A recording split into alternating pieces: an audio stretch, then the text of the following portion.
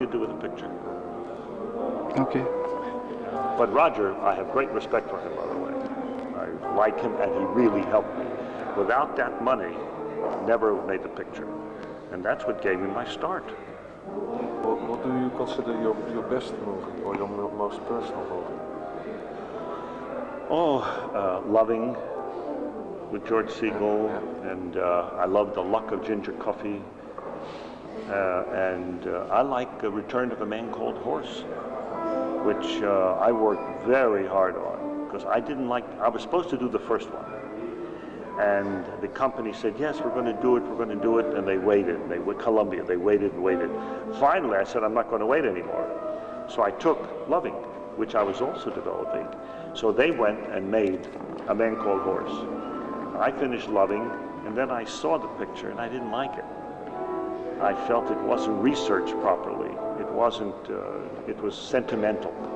You know, I like emotion, but not sentimental. So I asked them if I could do the second one. I wanted to do it. And they said, sure. So I did a lot of research. I went and lived with the Indians, and I read all the books, and I had studied anthropology in university. So, and one of the things we studied was the American Indian. So I already had a direction, and I made the picture, and I like the picture very much. Why do you think the studios very often turn to you to shoot sequels? They don't. They Well, don't. They you turn to made a lot some, of directors. big raising money films. No. I wanted to make A Return of a Man Called Horse. Mm-hmm. Sean Connery asked me to do Never Say Never Again. George Lucas asked me to do The Empire Strikes Back. It wasn't the studios, you see, and it was an accident that I did RoboCop 2. That was strictly an accident. They were in trouble. One year, the director couldn't get the story, couldn't get the storyboards. It's very difficult. It's a lot of special. People don't even know how much special effects, because you can't see it. Mm-hmm. The special effects are so well done that you don't know what's special effect and what's real. Those are the best. Huh? Those are the best. The best ones where you don't see it, you see. So the studios don't turn to me for that. Yeah. It was always a different circumstance. But it's very hard, see, to get money for the kind of pictures that I like to do. Because there's no B pictures, there's no smaller pictures. The pictures, every once in a while, one is made, a very personal picture. But the studios want big pictures now. And also they know that I can handle a big scene. If it's 500 people in a battle, I love it. It's, for me, not difficult. Or if it's special effects, I know special effects, I learned. Or if it's a very complicated, film, Indians and shooting and everything, easy for me. But I love the pictures about people. You started out as a maker of documentaries. Yeah. Are you still a bit a director of documentaries? No. Neo films? No. You just said you read a lot about things before you make a movie. I do a lot of research before I make a movie. Yeah, research. Isn't that one of the main things for documentaries? Well, when you make documentaries, you do a lot of research. You have to know all about the subject, because that's what you're doing. You're trying to reveal the truth of something. You see. So you learn to do research. But every once in a while, I do a docudrama on television, like I did The Raid on Entebbe. You see, which is trying to make it look like it's history being created, but it's a reenactment. It's a style of documentary, very real. The camera, is used differently. The lighting is differently, edited differently. It's not like a dramatic film where everything is for the emotion. In fact, when I do a docudrama, I try to keep the emotion down. I don't want it to be too emotional, because it becomes like a soap opera. You know what a soap opera is? You see, I try to keep distance, a little distance for the audience, so they could look at it and not be in it, because the characters aren't as strong. A documentary is based on situations that are happening. A drama is based on characters. So I use a different way. Didn't you have problems with the violence in RoboCop 2 with the MPAA? I tell you, there was the usual thing where you put in more than you expect to keep in. So you can. And then they say, take this out, take this out, take this out. And they, whatever they said take out, we took out. That's all. No. But I felt it was much less violent than the first one. And it was not sadistic, because I made a point about the violence. It's really ironic that people say that it's so violent, because I look at the first one and I see almost sadistic violence, you know. I didn't do that. I made a point. The young boy sees a man being cut up, but I don't show it. You hear it. But that's the point. He is being destroyed. His head is being destroyed by this monster who is teaching him everything. Ordinary shooting in a film now is total convention. Bang, bang, bang, bang, bang. It means nothing. It's a joke. The film, for me, was anti-violence, because when the old man of the corporation says, we're going to make this RoboCop 2, it's going to fight crime, it's going to fight the drug thing, we're going to eliminate drugs with it, we're going to be proud to make it. All he's saying is, we think that with more violence, we can eliminate violence. It doesn't work that way. So the film is full of ironies that I put into it, you see. And you can make all the RoboCop 2s you want. You're not going to eliminate crime. You're not going to eliminate violence. You're only going to give someone like him more control over people. And no problems with the bad one being a boy, a young boy? No, because it's happening all over New York and Chicago and Los Angeles. Young boys are doing the drug business, because if they kill someone, they go to a special home for a year or two and they let out. If they are caught with a gun, they're put in a home for 6 months and they're let out because they're underage. And so now they're the ones that are running with the drug business. But I wanted to make that point with that boy. I wanted to make a point that when you finally have drugs and crime, and the corporation's just as criminal as the people on the street, that there's a decadence that sets in, that goes down into the society until the children are even decadent. Do you think that's a realistic vision of the future? Do you think this could happen? No, it's a realistic vision of today, not the future. Today. You go to New York City today, you go to any big city today, and you find that the young people have no values on the streets. They have no values. I was walking down the street in Los Angeles, and suddenly 2 boys ran up and put a sawed-off shotgun right in my face, and stole my car, stole my wallet, stole everything, ran off, and they were ready to shoot me. Young boys. They looked 15, 16. No, it's not the future. It's today. And if we don't do something about the population increase in the world, it's going to be the future, definitely. How did you know Frank Miller before you did the movie? No. How was your relationship with him? Very good. Very good. In fact, the only way I told him I would do the film is if Frank Miller would come with me to Texas and stay the whole time I was shooting, because there was no time to get the script perfect. We had to keep working and make discoveries. So he said, oh, I love it. I want to learn about film. So he came along. He stayed the whole time. And who had the idea of showing the prototypes of RoboCop, you or him? What do you mean?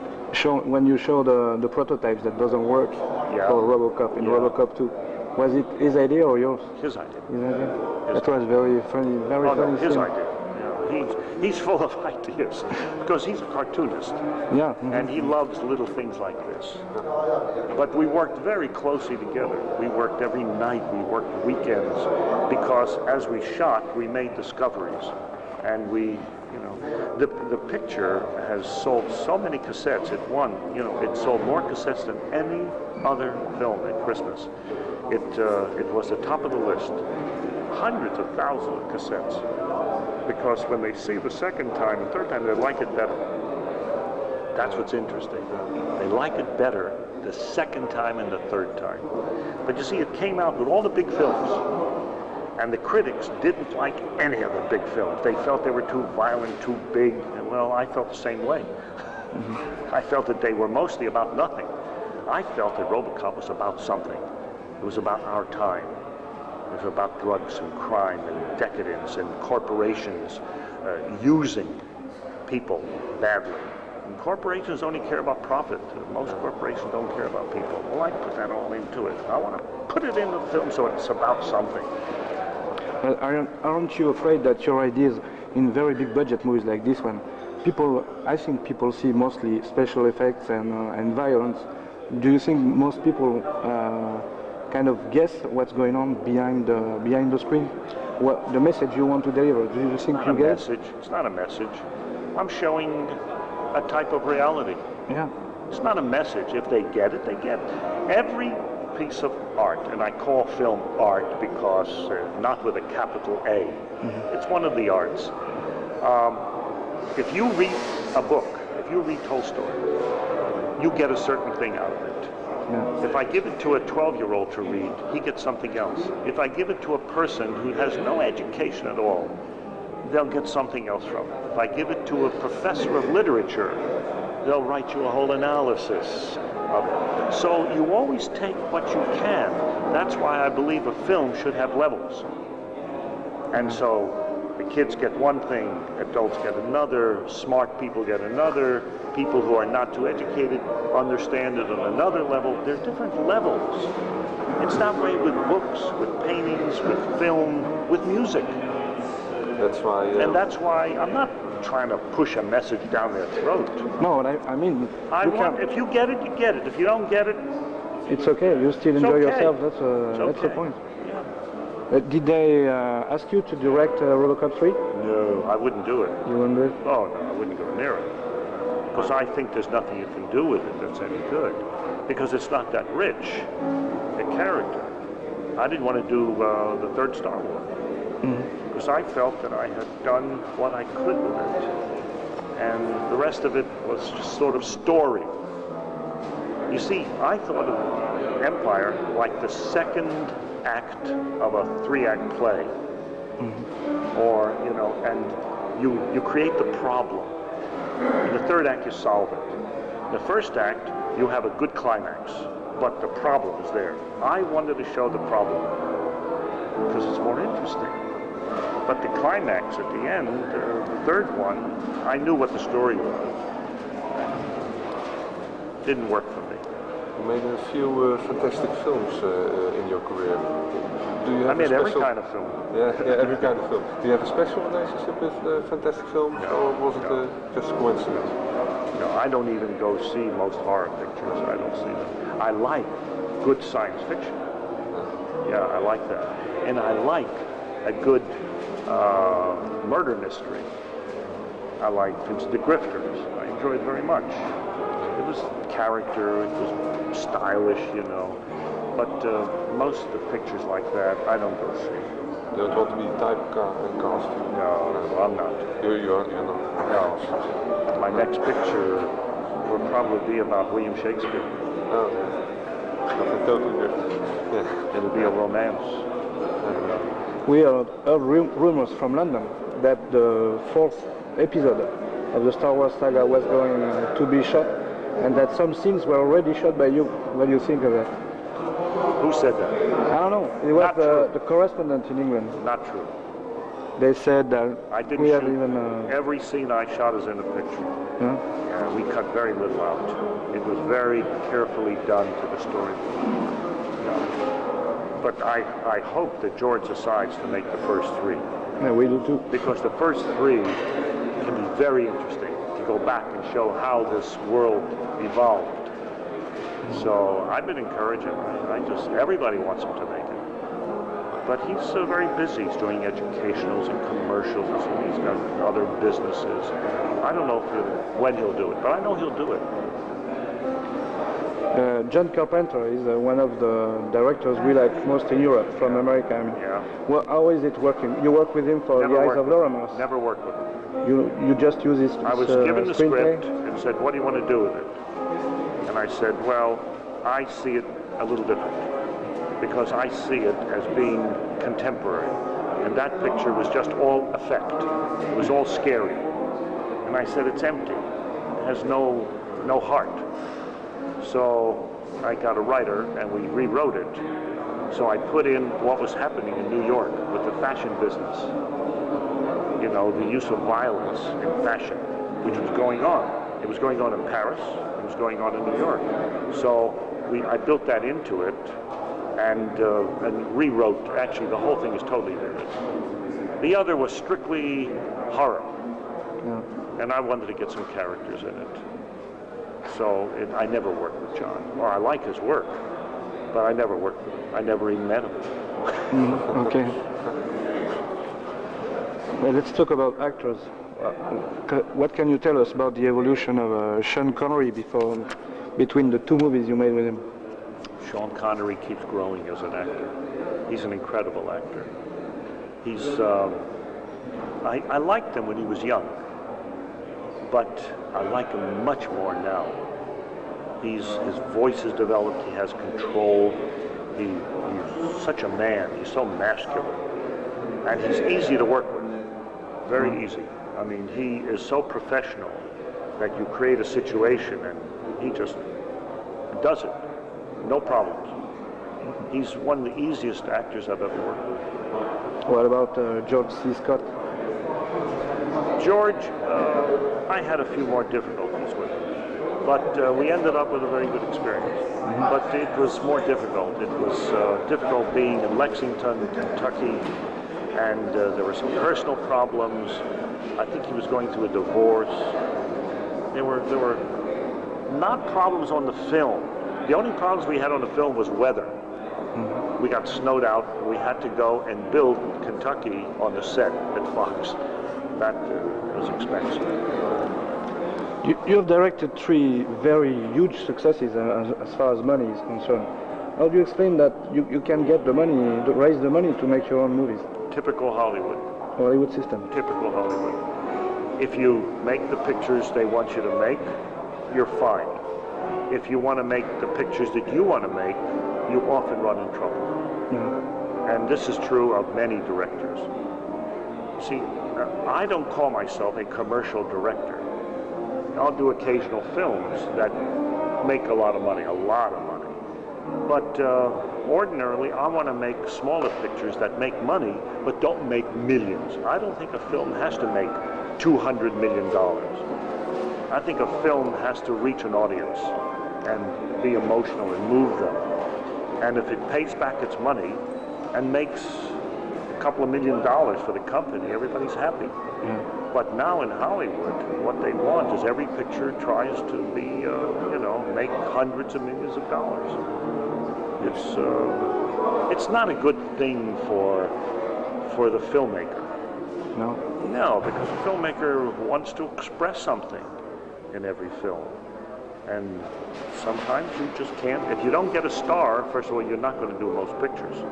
If it's over a certain amount of money, like if it's 8 million or 10 million, you must have a star.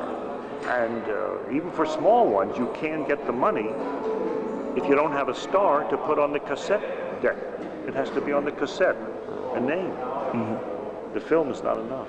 But do you still feel at home in Hollywood as a director? Well, yeah, my friends are there. I live in London and in New York and in Hollywood. I live in both places. Yeah, because there are good people there and there are foolish people there. There are greedy people there and there are very caring people. There's everything. Everything you want is in Hollywood. What changed in Hollywood? What changed is the small companies are going out of business. partly because they can't get into the theaters, they can't get time. The audience doesn't support the small pictures because of television. Television now is the B picture. So, and they spend, you know, $3-4 million. They make these little pictures. They have their own stars on television that don't get as much money. And because of television, the business changes all the time. So now they feel to get people to spend the money to go into a theater and stand in line, you need something special to show them. So they feel you need big stars, you need extravaganza, you need big pictures, and they're willing to spend the money. And I think they're spending too much money. I mean, 25, 30, 40, 50 million, 60 million, 70 million.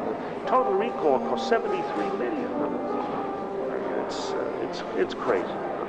Don't you think that the bigger the budget is, the less the director has the opportunity to express himself? To a great extent, yes. Yeah. There are a lot of, when I see a Cronenberg movie, I can say this is a Cronenberg movie. There's no problem. Yeah. Some directors are like this, some are not. Do you think that's something to do with the budget? This is true. And big the producer budget makes it more difficult. You can still do it. If you have a style, if you have control, if you have technique, you can have your style. Because, see, I don't feel you should have a style. I don't feel I should have a Kershner style. I feel that the film makes the style. That respecting the story, that's where the style comes from. So, I don't know about having a style. I mean, Antonioni had a style for a while. There's a certain way of doing things. But I've never believed in that. I believe that when you tell a story about Indians, you do one style. When you tell a docudrama, you do another style. When you tell a science fiction, you get another style. You also work for television. Oh, yeah. For You years. don't have a problem with that? No, now I don't do much television. I did one last year. Yeah, I did a show for cable, which I like to work for, because you make little features. You make a B picture, you see? And I had a very good time. I made a very nice small film called The Traveling Man with John Lithgow. You know John Lithgow? Oh, yeah. Yeah, a very fine actor. Well, it was wonderful. We had a very good time. Small budget, very fast. Yeah, but if it's the only way to do a good movie, Yeah, it's a shame because I'll do television, absolutely. But I prefer doing cable. Do you have any problems with video? Some directors have problems No, with... we don't do it on video. We do it on film. But they're bringing the films out on video. So some directors have problems with that because of the film is changed. They don't change it. No. It Comes out exactly as you bit should. smaller. But small. Smaller. But it comes out exactly. yeah, I think what he wants to say is that a lot of movies now get released directly to video in the United Oh, States. yeah. Also- Pictures that they Yeah, can't find. That's what I said. That's why the small companies are going out of business. Because they can't get theaters, they can't get showings, so they go directly into cassette. But isn't that killing the cinema? No, because people go to cinema to see bigger pictures, Yeah. to see their stars. I lived in the United States and I felt like for 2 years, and I felt the first time I went to the movies in Maryland, near Washington, Oh, yeah. I really said that people go to the movies in America like they go to the circus, the same thing. They just go for a spectacle. They don't really care about who's making the movie, who's playing in it. They don't. It's ju- They don't know the just don't care. director. They don't know the other actors. They don't know the editor. They don't know much about it. That's true. They go for a circus. It's a good point. Not very stimulating for you. But remember, you have many audiences. You don't have just one audience. Hollywood likes to think that there's one audience, which is let's get everybody into the theater. But there's a really young audience, the children, there's the teenagers, there's the young adults, there's the people that love film. It's a small group. There's the older people who love to see a romance or a classic done. There are many audiences, but they're smaller audiences. What they try to do is get everybody to like a film. Now, E.T., everybody went to. Everybody, you see. That hit it. across the board. But unfortunately, when your film is made for the big screen, like Empire or Never Say Never or Man Called Horse, I made it for 70 millimeter with stereo sound, you know, six tracks. You look at it on television, and I get sick. It's not made for that. It's dead. I don't like it. It's small, the sound's no good, it's pushed together. You have to make it again for television, especially for television. Then it's different. Then you shoot it differently. Yeah. I think